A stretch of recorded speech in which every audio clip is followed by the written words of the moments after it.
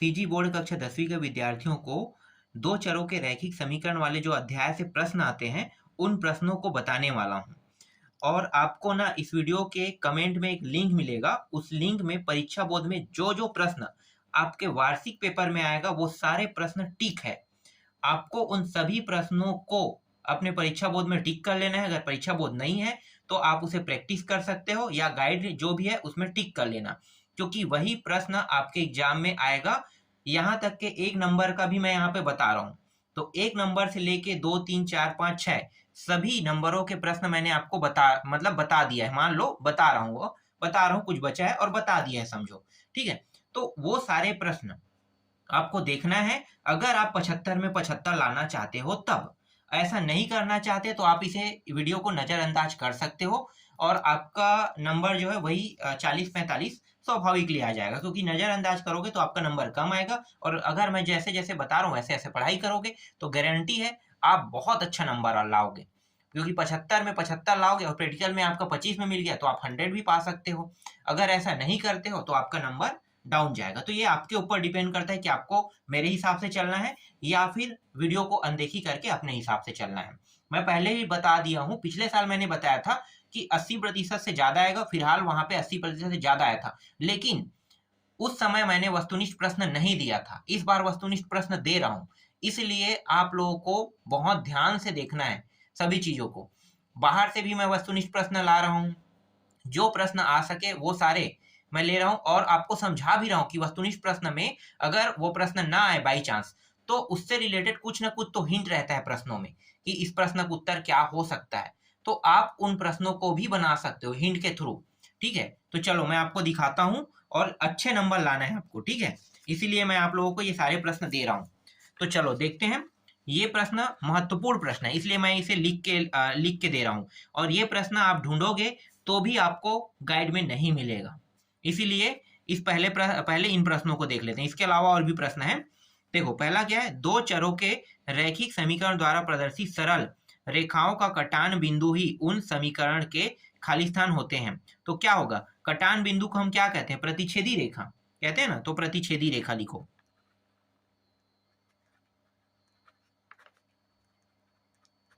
ठीक है, कटान बिंदु को क्या कहते हैं, उसका प्रतिच्छेदी रेखा बोलते हैं। तो ये प्रतिच्छेदी रेखा होगा इसका उत्तर। ठीक है, आगे देखो। और इसको मैं आपको थोड़ा सा समझा भी देता हूं जिससे आप भूलोगे नहीं। देखो इसने क्या कहा कि दो चरों के रैखिक समीकरण के सरल रेखा की बात किया ना। तो इस तरह से ग्राफ रहता है, ये x है और ये y वाला है, ग्राफ में ऐसा ही रहता है। ठीक है, दो रेखा है, एक रेखा ऐसे गया और एक रेखा ऐसे, तो ये क्या है, कटान बिंदु। और इसी कटान बिंदु को हम क्या कहेंगे, प्रतिच्छेदी रेखा। छेदी रेखा। ठीक है, कटान बिंदु का जिक्र किया इसलिए प्रतिच्छेदी रेखा। और जो प्रतिच्छेदी रेखा होता है इसी हम अद्वितीय हल भी कहते हैं। अद्वितीय हल, इसका हल अगर प्रकार पूछता तो मैं क्या लिखता, अद्वितीय हल। क्यों अद्वितीय हल, क्योंकि ये दोनों रेखाएं आपस में इस बिंदु के पास क्या हो रहा है, कटान कर रहा है, ये वाला रेखा और ये वाला रेखा, इसीलिए इसे अद्वितीय हल के नाम से भी जाना जाता है। समझ में आ गया।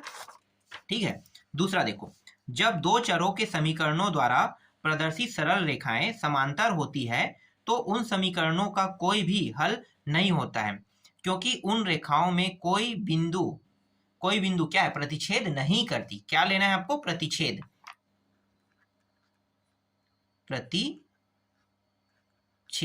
नहीं करती, प्रतिच्छेद आया।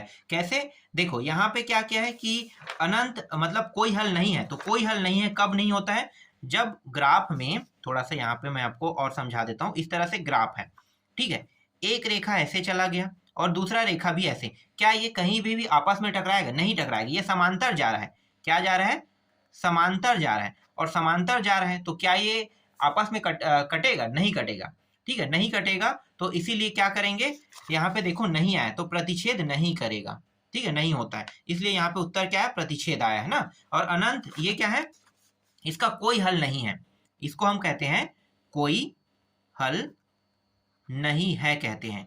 ठीक है, कोई हल नहीं। अद्वितीय हल का जो सूत्र होता है वो a1/a2 बराबर b1/b2। ठीक है, और इसका क्या होगा, a1/a2 बराबर है b1/b2 के, लेकिन c1/c2 कोई भी कंडीशन में बराबर नहीं होगा। ये इसका सूत्र है। समझ में आ गया? चलो आगे देखते हैं। तीसरा प्रश्न देखो, क्या आप इस बात से सहमत हैं कि संपाती रेखाएं प्रदर्शित करने वाले दो चरों के समीकरण के अनंत अनेक हल होते हैं? तो मैं इस बात से सहमत हूं, ये सत्य कह रहा है। कैसे? देखो फिर समझाता हूं मैं आपको। ठीक है, ये क्या है? ये ग्राफ रेखा है, ठीक है, और सिर्फ एक रेखा बस जा रहा है, एक रेखा बस दिखाई दे रहा है। तो ऐसा तो हो नहीं सकता कि ग्राफ में सिर्फ एक रेखा हो, ठीक है, दो रेखा होना ही जरूरी है। तो यहाँ पे क्या है कि दूसरा जो रेखा है इसी के अंदर बना हुआ है, मतलब दोनों क्या है, एक दूसरे के संपाती है, जुड़ा हुआ है। तो जुड़ा हुआ है इसका मतलब क्या है, ये अनंत अनेक हल। दोनों रेखाएं, जैसे यहाँ पे दोनों रेखाएं अलग अलग दिखाई दे रहे हैं, लेकिन इसमें क्या है, दोनों रेखाएं एक में है, इसीलिए इसे हम क्या कहते हैं, अनंत अनेक हल कहते हैं, अनंत अनेक हल। और इसका जो सूत्र होता है वो क्या होता है, a1/a2 बराबर b1/b2 बराबर c1/c2 होता है। ये इसका सूत्र है, ठीक है, समझ में आ गया? अनंत अनेक हल का सूत्र ये है, समांतर कोई हल नहीं, इसका सूत्र ये है, प्रतिच्छेदी मतलब अद्वितीय हल का ये है, ठीक है। तीनों का कंडीशन मैंने बता दिया। इससे प्रश्न आते हैं। चौथा देखो, यदि समीकरण निकाय a1x प्लस b1y बराबर c तथा a2x प्लस b2y बराबर c2 हो, तब समीकरण निकाय के अद्वितीय हल रखने का प्रतिबंध क्या होगा? प्रतिबंध क्या होगा? तो देखो अद्वितीय हल का है ना, यहाँ पे ध्यान दो, अद्वितीय हल क्या क्या? अद्वितीय हल। तो अभी मैंने सूत्र में आपको क्या बताया है, a1/a2 बराबर नहीं है b1/b2, तो यही क्या होगा, इसका उत्तर होगा। समझ में आ गया? और हमेशा अद्वितीय हल होता है वो क्या रहता है, इस तरह से ग्राफ बनाता है, कटान बिंदु वाला, ठीक है, दो रेखाएं आपस में कटता है, इसी को हम अद्वितीय हल कहते हैं। इसका सूत्र ये है, देख लो। नेक्स्ट देखो, इसके बाद है समीकरण निकाय के संगत चरों के गुणांकों का अनुपात यदि अनेक अचरों के अनुपात के बराबर हो तो सभी निकाय का हल क्या होगा?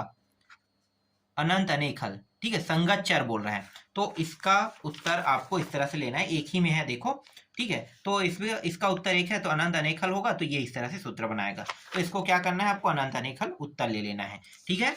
चलो अब मैं आपको दिखाने वाला हूं परीक्षा बोर्ड में जो प्रश्न है उसको, ठीक है, हम किसी भी प्रश्न को नहीं छोड़ सकते, ठीक है, परीक्षा बोर्ड में भी जो प्रश्न है उसको भी लेंगे।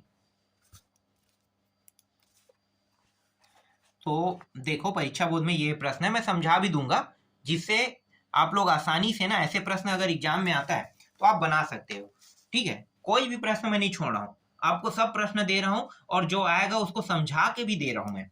तो यहाँ पे देखो, एक कॉपी और दो पेंसिल की कीमत कितना है, 45 रुपया है। यदि एक कॉपी की कीमत x रुपये तथा पेंसिल, एक सेकंड, क्या है, एक मिनट, मैं क्या देख रहा था, ठीक है, एक मिनट, हाँ ठीक है, मैं दो ही चर वाला बता रहा हूँ आपको, ठीक है। देखते हैं, यही प्रश्न है, एक कॉपी और दो पेंसिल की कीमत 45 रुपये है। यदि एक कॉपी की कीमत x रुपये तथा एक पेंसिल की कीमत y रुपये है तो इनमें सही संबंध है। तो सही संबंध क्या है, तो इसको कैसे बनाओगे, तो देखो एक पेंसिल मतलब एक x, आप बनाओगे कैसे इसे, देखो मैं आपको बताता हूँ। यहाँ पे एक कॉपी बोल रहे हैं ना, एक कॉपी मतलब x मान लो इसको, दो पेंसिल मतलब इसको y मानेंगे, कॉपी को x माना और पेंसिल को y, तो एक कॉपी दो पेंसिल इस तरह से, और इसकी कीमत कितना है, 45 इस तरह से। यदि कॉपी की कीमत x बोल रहा है और पेंसिल की कीमत y, जैसे कि इन्होंने कहा वैसे ही मैंने किया, तो सही संबंध। देखो ये ऐसा कुछ दिखाई दे रहा है कि आपको प्रश्न में, तो देखो x प्लस 2y दिखाई दे रहा है, यहाँ पे ले लो इसी को, x प्लस 2y क्या होगा, इसका उत्तर रहेगा, ठीक है। इसी तरह से दूसरा देखो, एक चिड़ियाघर में हिरण और क्या है, सारस पक्षी के पैरों की कुल संख्या 180 है, ठीक है, सारस और हिरण दिया है, लेकिन कितने कितने अभी नहीं बताए। यह यदि हिरणों की संख्या x तथा सारस पक्षियों की संख्या y हो तो इनमें सही संबंध होगा। हिरण को मैंने x माना, जैसे कि इन्होंने कहा है, हिरण और सारस को क्या मानने के लिए, y, तो इन दोनों को जोड़ेंगे, इसका योग कितना होगा, कुल का है ना, तो जोड़ेंगे, तो कुल योग 180, तो x प्लस वाई बराबर 180। देखो तो x प्लस वाई बराबर 180 यहाँ पे दिया तो नहीं है, लेकिन यहाँ पे एक चिड़ियाघर में हिरण क्या पूछ, सॉरी सॉरी सॉरी, यहाँ पे पैर दिया, मैं पैर ध्यान नहीं देता। हिरण के कितने पैर होते हैं? 4 पैर होते हैं, तो 4x रहेगा ना। 4 पैर मतलब 4x, ठीक है। और सारा पक्षी के हमेशा 2 पैर होते हैं, तो 2y, तो 4x + 2y बराबर 180। यही उत्तर होगा, ले लो टिक कर दो, ठीक है। समीकरण बन गया। एक त्रिभुज के तीन कोण क्रमशः x 0 अंश, फिर यहाँ पे देखो दूसरा ये है, ठीक है, हो तो x का मान बताइए। तो x का मान निकालना है, तो इसका उत्तर क्या आ जाएगा? 20 आ जाएगा, ठीक है। कितना आएगा? 20 आ जाएगा। इसे और इसे जोड़ देंगे, जोड़ेंगे तो ये उस पार चला जाएगा, फिर 2 से इसे डिवाइड करेंगे तो 20 प्राप्त हो जाएगा, ठीक है। चलो आगे देखते हैं। इसके बाद है एक वृक्ष पर बैठे हुए मैना और कोयलों की संख्या। हाँ, एक चीज और बता देता हूँ, ये प्रश्न नहीं आएगा एग्जाम में, जो मैं अभी आपको बता रहा हूँ वो प्रश्न नहीं आएगा, फिर भी इसे आप लोगों को देखना है, ठीक है। क्योंकि चलो आगे देख लेते हैं। मैं इसको बता रहा हूं तो आप लोग नजरअंदाज कर दोगे, कारण भी बताऊंगा तो भी नजरअंदाज कर दोगे। इससे अच्छा है कि आप लोग देख लेना इसे, ठीक है। आगे देखते हैं। यहाँ पे मैंने ये लिया था, एक वृक्ष पर बैठे मैना और कोयलों की संख्या 15 है।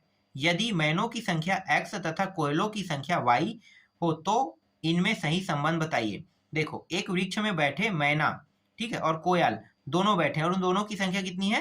15 है। यहाँ पे क्या पैर दिया है या सिर दिया है? कुछ नहीं दिया है ना, तो मतलब x + y संख्या पूछा है, तो क्या बताना है यहाँ पे? संख्या। तो x + y यहाँ पे c आ जाएगा, ठीक है। x + y बराबर 15, तो c आ गया।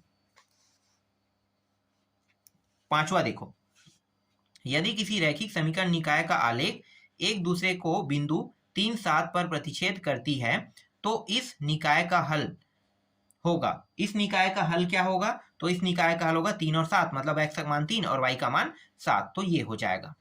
आसानी से मिल गया इसका उत्तर। यदि रैखिक समीकरण निकाय 2 प्रतिच्छेदी रेखाएं प्रदर्शित करती है तो उनका हल होगा। तो उनका हल क्या होगा? तो उनका हल होगा अद्वितीय, ठीक है। जो प्रतिच्छेद करता है उनका हल क्या होता है? अद्वितीय। मैंने आपको समझाया भी है ना, देख लो। ये प्रतिच्छेद कर रहा है, इसका मतलब इसका हल क्या होगा? अद्वितीय हल होगा। समीकरण 5x + 3y बराबर 12, 15x + 9 बराबर 15 का हल होगा। तो इसका हल क्या होगा? तो बिना हल किए तो इसका हल नहीं बता सकते, ठीक है, तो हल करके ही बता पाएंगे। तो इसका उत्तर क्या हो सकता है? तो इसका उत्तर जो है, देखो दोनों मान अलग अलग है, अलग अलग है, और यहाँ पे इसका मान जो हल करने पर क्या आएगा, चलो इसको निकाल लेते हैं, क्योंकि मैं भी बिना निकाले आपको नहीं बता सकता ना, तो मैं आपको निकाल के दिखाता हूँ क्या होगा। अद्वितीय हल होगा, अनेक हल होगा, अनंत हल होगा। ये होगा a 5, और ये कितना हो गया?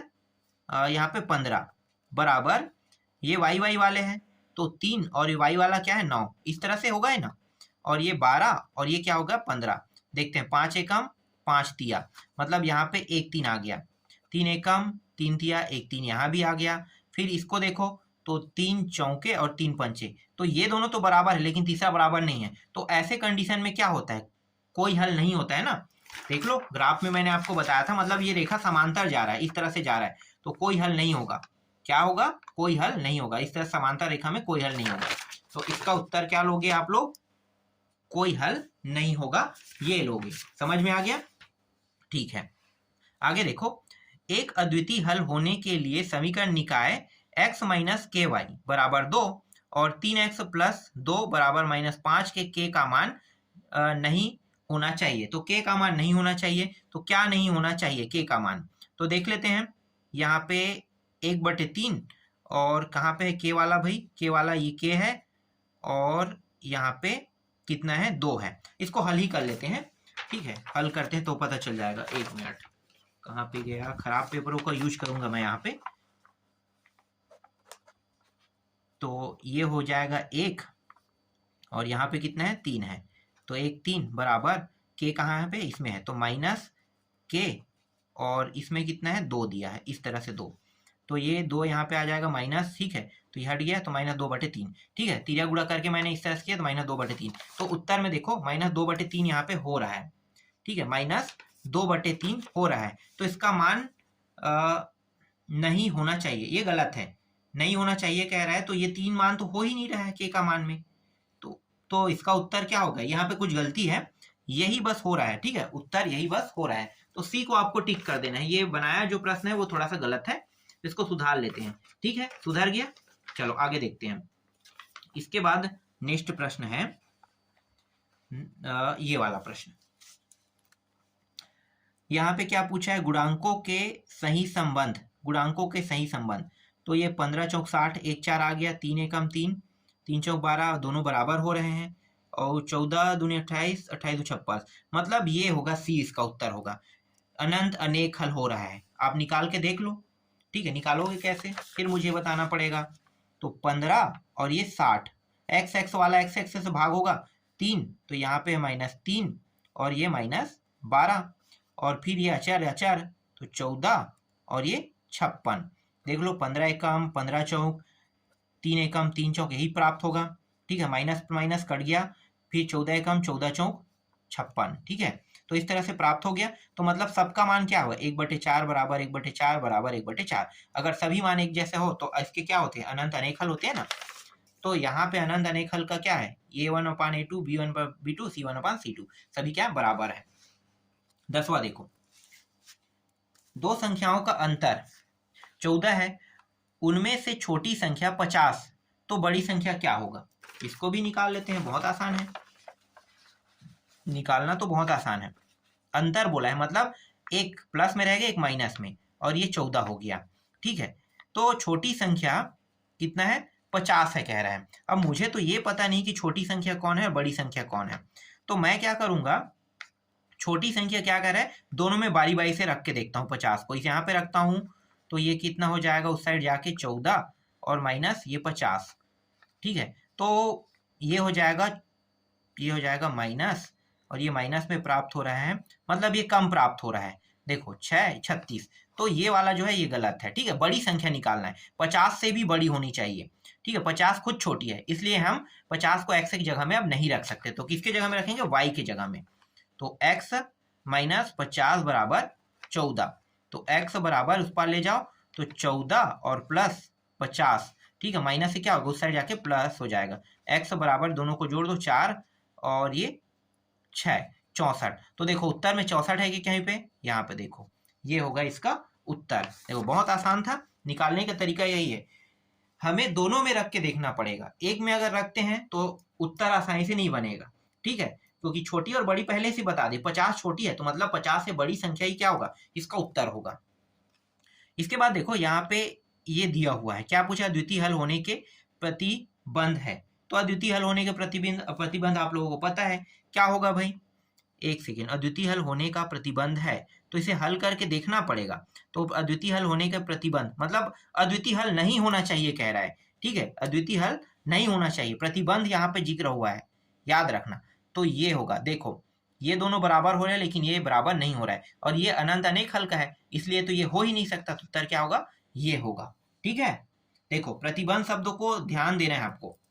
ऐसा है कि अद्वितीय हल है कह के आप डायरेक्ट उसको उत्तर उतार दोगे, लेकिन यहाँ पे जो बता है मतलब नहीं होना चाहिए कह दिया है, तो आपको इसको लेना है। ठीक है, जो चीज मैं बता रहा हूँ वो अच्छे से समझना। आगे देखते हैं। इसके बाद देखो, जब रैखिक समीकरण निकाय का आलेख प्रतिच्छेद रेखाएं प्रदर्शित करे तब उसका हल होता है। तब उसका हल क्या होगा, एक अद्वितीय हल होगा। प्रतिच्छेद करेगा तो क्या होगा, अद्वितीय हल होगा। तो उत्तर आपको डायरेक्ट क्या लेना है, अद्वितीय हल ले लेना है। ठीक है, इसे मैंने अभी समझाया आपको, प्रतिच्छेद मतलब अद्वितीय हल। यदि एक चर x एक अन्य चर राशि y की दुगनी के बराबर हो तो इस कथन का समीकरण है। तो इस कथन का समीकरण क्या होगा, ये भी होगा, x 1 है तो इसके दोगुना y होगा ना, तो यहाँ पे देखो ये हो गया। ठीक है, दुगनी है तो इस कथन का समीकरण ये होगा।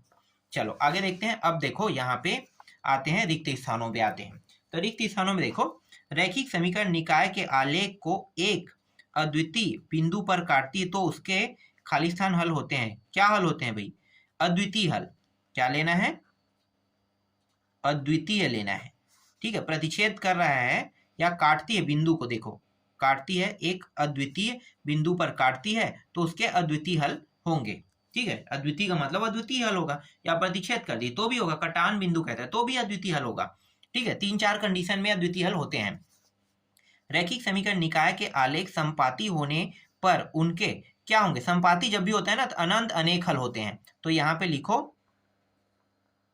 अनंत अनेक हल, ये होगा। समपाती होगा तो अनंत अनेक हल होगा। ठीक है, समपाती को मैंने बताया था कि एक ही रेखा पर, मैंने आपको क्या समझाया था कि एक ही रेखा, देख लो ये समपाती है तो ये एक ही रेखा पर है, दो रेखाएं। ठीक है, एक ही रेखा पर और दिखाई नहीं दे रहा है, वो दोनों रेखाएं एक पर है तो दोनों एक साथ मिल चुका है, तो इसके अनंत अनेक हल होंगे। तो इसीलिए यहाँ पे अनंत अनेक हल आया। यदि किसी रैखिक समीकरण निकाय का कोई भी हल नहीं है तब उनका आलेख खालिस्तान रेखाएं होती है, तो उनका जो आलेख होता है वो क्या होगा? समांतर होगा। क्या होगा? समांतर। देखा देता हूं मैं इसका उत्तर भी, देख लो। कोई हल नहीं कह रहा है तो कैसा होगा? समांतर होगा ना। और कोई हल नहीं का सूत्र ये है, तो इसीलिए मैंने यहाँ पे समांतर लिया है। समीकरण निकाय 2x - 3y = 5, 6x - 9y = 15 के खालिस्तान हल होंगे। अब इसे तो निकालना पड़ेगा, तो देख लेते हैं। 2, 6, 1/3 आ गया। 1/3 अगर सभी में आएगा तो अनंत अनेक हल होगा। ठीक है, यहाँ पे देखो 3 और 3, 1/3 यहाँ भी आ गया, माइनस माइनस कट गया, 5 एवं 5 मतलब 1/3 आ रहा है। सभी का मान 1/3 एक बराबर 1/3 बराबर 1/3 मतलब अनंत अनेक हल होगा। तो यहाँ पे लिखो अनंत अनेक हल होंगे। एक थैले में 50 पैसे के सिक्के हैं। यदि थैले में कुल 30 रुपए हैं तो कुल सिक्कों की संख्या खालिस्तान होगी। तो कुल सिक्कों की संख्या कितनी होगी? तो देखो 30 दूनी 60, मतलब यहाँ पे 60 हो जाएगा, क्योंकि 50 पैसे के सिक्के हैं तो 50 पैसे की अगर 30 रुपए हैं तो दोगुना तो होगा ना, 30 दूनी 60। ठीक है, तो यहाँ पे 60 सिक्के होंगे। एक समकोण त्रिभुज में एक न्यूनकोण का मान 60 अंश है तो दूसरे न्यूनकोण का मान खालिस्तान अंश होगा। स्वाभाविक बात है, मैं इसको बता देता हूँ स्वाभाविक बात मैं क्यों कह रहा हूँ। देखो न्यूनकोण क्या होता है? 90 अंश से कम। ठीक है, मतलब 89 ये न्यूनकोण होता है। 89 अंश का ये कोण है मान लो। ठीक है, और इसमें या आप कह सकते हो 90 डायरेक्ट ले लो, 90 बोल लो, क्योंकि हम 90 अंश को समकोण जरूर मानते हैं पर न्यूनकोण में गिनती आता है 90। तो एक तो इन्होंने क्या किया है, इसे दो हिस्सों में बांटेंगे तो इन्होंने 60 अंश का कोण यहाँ पे बना दिया है। अब बचा कितना? 90 होने के लिए 30 बचा है ना, तो उत्तर क्या आ जाएगा? 30। इसीलिए यहाँ पे क्या लेना है आपको? 30 अंश लेना है। ये भी क्लियर हो गया। चलो अब सत्य असत्य बचे उसको देख लेते हैं। समीकरण निकाय यहाँ पे क्या दे? ये अद्वितीय हल है कह रहा है, चेक कर लेते हैं। 2 और 3, 2/3 आ गया। 4 और 6 ये सही कह रहा है, सत्य है। ठीक है, एक सेकंड, ये सत्य है। निकालने का तरीका आपको पता है कैसे निकालते हैं? चलो फिर से मैं बता रहा हूँ। निकालने का सबसे आसान तरीका है, x वालों को x से भाग देंगे 2/3, y वाले को y से भाग देंगे तो 4/6, और ये अचर अचर है तो 10 और 12। तो पहले तो अद्वितीय हल होने के लिए पहले इन दोनों को हल करेंगे। देखो ये 2 दूनी 2 तिया, सॉरी यहाँ पे क्या आ रहा है? 2/3 और 4 और 2, सॉरी ये अद्वितीय हल नहीं होगा। ठीक है, ये आ गया। अब आगे हल करते हैं। तो ये दोनों मान तो बराबर हो गया ना। देखो हल किया तो पता चला कि इसका उत्तर जो है मैं सत्य ले रहा था और ये गलत था। ठीक है, असत्य होगा। और यहाँ पे क्या है? यहाँ पे 10 है और ये 12 है, तो ये 5 और 6, तो मतलब दो मान बराबर है लेकिन तीसरा मान बराबर नहीं है। तो इसका मतलब क्या है? कोई हल नहीं है वो होना चाहिए, इसलिए ये कथन असत्य है। समीकरण निकाय ये दोनों दिया है, अद्वितीय हल है पूछ रहे हैं, फिर से देखते हैं। बिना निकाले मैं इस बार नहीं लूंगा ना, पिछले बार मैंने लिया था तो गलत हो गया था और मैंने सिद्ध करके भी दिखा दिया। तो यहाँ पे क्या है? 1 है। ठीक है, 1 ले लो और x का मान भी क्या है? 1 है, बराबर यहाँ पे 1 y का मान है और यहाँ पे -1 है y का मान। देखो ये दोनों बराबर है क्या? तो इसमें तो प्लस में आ रहा है और इसमें माइनस में आ रहा है, तो ये दोनों बराबर नहीं है। इसका मतलब क्या है कि ये कथन सत्य है इस बार। ठीक है, माइनस और प्लस में अंतर था, अगर माइनस प्लस में अंतर नहीं होता तो ये भी कथन असत्य हो जाता भी। इसके बाद है समीकरण निकाय कि क्या पूरा अनंत अनेक हल है। अनंत अनेक हल होने की कंडीशन क्या है? तीनों बराबर। देख लेते हैं तीनों बराबर हो रहा है कि नहीं हो रहा है। चलो क्या क्या मान दिया है भाई? x का मान 1 और y का x का मान यहाँ पे 2, तो 1 में तो दिया है, यहाँ पे बना लेता हूँ। चलो यहाँ पे ये रहा ना, ये 1 और इसमें 2 है, बराबर 1/2 और बराबर 6 9, ये 6 9, तो ये हो जाएगा 3 दूनी और 3 तिया। तो देखो ये दोनों बराबर हो रहे हैं, लेकिन ये तीसरा बराबर नहीं हो रहा है। इसका मतलब क्या है, कोई हल नहीं है आएगा। तो ये कथन क्या हो गया, असत्य हो गया। तीसरा क्या हो गया, असत्य। चौथा देखो, समीकरण निकाय x प्लस वाई बराबर 4, 2x प्लस 2y बराबर 8 संपाती रेखा प्रदर्शित करती है। देखते हैं संपाती रेखा मतलब अनंत अनेक हल प्रदर्शित करता है कि नहीं करता है। ठीक है, तो चलो देखते हैं। तो यहाँ पे इसको कैसे हल करोगे, 1 2 बराबर 1 2, ठीक है, वाई वाई में, और यहाँ पे क्या है बराबर 4 8, 4 एकम 4 दूनी, मतलब तीनों बराबर हो रहा है, मतलब ये कथन सत्य है। ठीक है, तीनों बराबर मतलब कथन सत्य होगा। चलो नेक्स्ट देखते हैं। इसके बाद देखो ये पांचवा प्रश्न, समीकरण दिया है इस तरह से, p है x बराबर 3 y बराबर 4 रखने पर p का मान 5 आएगा। चेक कर लेते हैं। तो ये हो गया 7 14 7 21, 21 हो गया, और ये हो गया 4 चौक 16, 16 21 में 16 घटा दो तो 17 18 19 20 21, 5 आ रहा है, मतलब कथन सत्य है। ठीक है, ठीक है, आगे देखो, समीकरण निकाय में ये जो है कोई हल नहीं है, तो यहाँ पे क्या कहा है, यह अद्वितीय हल प्राप्त होंगे। ये कथन क्या है, गलत है। ठीक है, कथन गलत है, क्योंकि ये जो सूत्र है वो किसका है, ये सूत्र जो है कोई हल नहीं है का है, इसलिए ये कथन गलत है। अब यहाँ पे देखो ये सूत्र किसका है, अद्वितीय हल है, तो ये कथन सही है। और ये जो है ये अनंत अनेक हल का है, तो यहाँ पे फिर क्या लिखा, अद्वितीय हल लिखा है ना, 8वां में देखो अद्वितीय हल लिखा है, तो ये क्या है, ये अनंत अनेक हल का है, इसलिए ये भी कथन क्या होगा, असत्य होगा। ठीक है, एक सत्य, ये दोनों असत्य हो गए ऐसी कंडीशन में। और ये 2022 के पेपर में आया था, समझ में आ गया। तो यहाँ से 2 प्रश्न अटेम्प्ट होंगे, इसीलिए आपको क्या करना है, आपको इन सभी प्रश्नों को छोड़ना नहीं है। और मैंने परीक्षा बोध, ये परीक्षा बोध है, इसमें जो आने वाले प्रश्न उसको टिक कर दिया। देखो ये प्रश्न टिक नहीं, मतलब ये प्रश्न नहीं आएगा, आएगा कौन सा, दीर्घ उत्तरी के प्रश्न आएगा। देखो ये टिक है, तो टिक करके मैंने बता दिया है। और अगर आपको उसको देखना है तो इस वीडियो के जो कमेंट है ना, उसमें एनसीईआरटी स्कूल कोचिंग क्लासेस के नाम से, ठीक है, वो मेरा चैनल का लोगो रहेगा, तो चैनल से आपको पहचानना है। और कमेंट में पिन कर दिया हूं मैं उसको, तो उसको क्या करना है, आपको क्लिक करना है, और जितने भी मैंने आईएमपी टिक वाली जो सूची बनाई है ना, उन सभी प्रश्नों को देखना है, प्रैक्टिस करना है, और उनको अगर परीक्षा बोला तो उसको टिक करके रखना है, और उनको प्रैक्टिस करके अच्छे से याद कर लेना है, क्योंकि वही सभी प्रश्न आपके बोर्ड एग्जाम में आएगा।